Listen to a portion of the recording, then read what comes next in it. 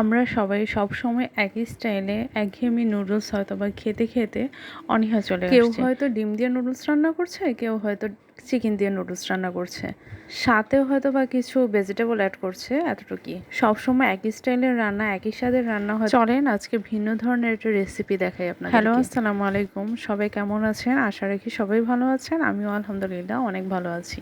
তো আমার আজকে রান্নার জন্য যা যা লাগবে হচ্ছে স্টিক নুডলস। আপনারা চাইলে চাউমিন দিয়েও এটা রান্না করতে পারেন।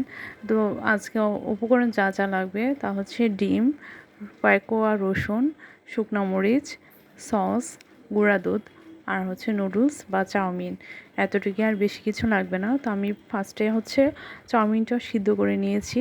আপনার বেশি সিদ্ধ করতে যাবে না, বেশি সিদ্ধ করলে যেহেতু এটা সসের ওপর রান্নাটা হবে খেতে ভালো লাগবে না, একটু শক্ত টাইপের রাখবেন। সিদ্ধ করে রেখে আমি ঠান্ডা পানি দিয়ে এটা ধুয়ে নিয়েছি যেন একটার সাথে একটা লেগে না যায়, ঝরঝরা থাকে। তারপর আমি হচ্ছে একটা ডিম পোচ করে নিয়েছি। ডিম পোচ করা শেষ হয়ে গেলে একই তেলে আমি হচ্ছে রসুন আর হচ্ছে শুকনো মরিচটা একটু পোড়া পোড়া করে ভেজে নিব। দেন হচ্ছে উঠিয়ে আমি একটা ব্লেন্ডারের জারে নিয়ে নিব ডিম পোচ, রসুনের কোয়া, আর হচ্ছে শুকনো মরিচ, 2-3 চামচ গুঁড়া দুধ, সস, টমেটোর সস, আর সামান্য একটুখানি পানি দিয়ে এটা ব্লেন্ড করে নিব। এটা ব্লেন্ড করার পরে স্ট্রাকচারটা আসলে একটা সসের মতো এটা তৈরি হয়। তারপরে যে আমি কড়াইতে কোনো তেল দিব না, ওই যে রসুন আর হচ্ছে শুকনো মরিচ ভেজেছিলাম ওই তেলটার উপরেই এটা ঢেলে দিব। দিয়ে হচ্ছে যেহেতু সামান্য একটু পানি দিয়েছিলাম, পানিটা শুকানোর আগ পর্যন্ত একটু ওয়েট করব। আর এখানে দিব সামান্য একটু লবণ। আর যদি আপনার টেস্টটা একটু ভালো চান তাহলে একটু চিনি অ্যাড করতে পারেন, যারা চিনি খেতে ভালোবাসেন বা পছন্দ করেন। আর যারা চিনি পছন্দ করেন না, মিষ্টি পছন্দ করেন না সসের মধ্যে, তারা স্কিপ করে যাবেন। তারপরে পানিটা যখন শুকিয়ে আসবে তখন হচ্ছে আমি যে সিদ্ধ করা চাউমিনগুলি ছিল ওইগুলি সসটার উপর ঢেলে দিব। দিয়ে তারপরে হচ্ছে একটু নেড়েচেড়ে উঠিয়ে নিব।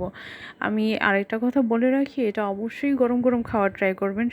ঠান্ডা কোনোভাবেই এটা স্বাদ পাবেন না, মজা পাবেন না। এটা চুলা থেকে উঠিয়ে গরম গরম খাবেন।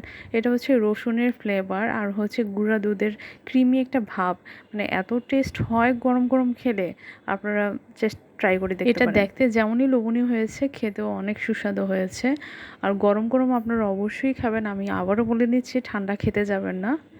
বাসায় যদি ছোট বাচ্চা থাকে এভাবেই দিবেন, দেখবেন ওরা অনেক পছন্দ করে খাবে, যেহেতু এটাতে গুঁড়া দুধ, ডিম সব কিছুর একটা মিক্সিং, সুন্দর একটা ক্রিমি ভাব আসে, অনেক মজা লাগে। তো আপনারা ট্রাই করবেন। তো আজকে এতটুকুই। সবাই সুস্থ থাকুন, ভালো থাকুন, আল্লাহ হাফেজ।